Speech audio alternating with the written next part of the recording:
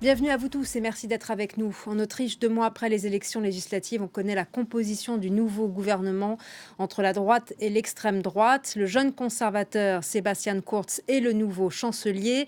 L'extrême droite du FPE a obtenu 3 ministères régaliens, celui de l'intérieur, de la défense et des affaires étrangères, selon le porte-parole du parti conservateur. Sebastian Kurz a signé un accord de gouvernement avec le FPE, un parti fondé par d'anciens nazis.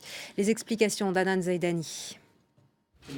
Dernière étape pour le futur chancelier d'Autriche. Sebastian Kurz et Hans-Christian Strache ont présenté les termes de leur accord de coalition dans la matinée au président autrichien Van der Bellen. Ce dernier, issu du parti écologiste pro-européen, se veut rassurant.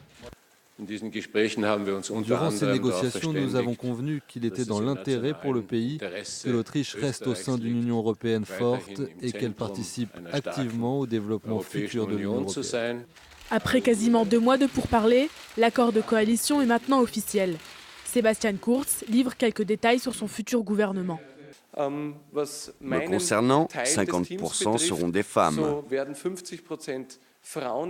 Les 2 tiers seront des experts qui nous apporteront des connaissances sur les thèmes politiques les plus importants.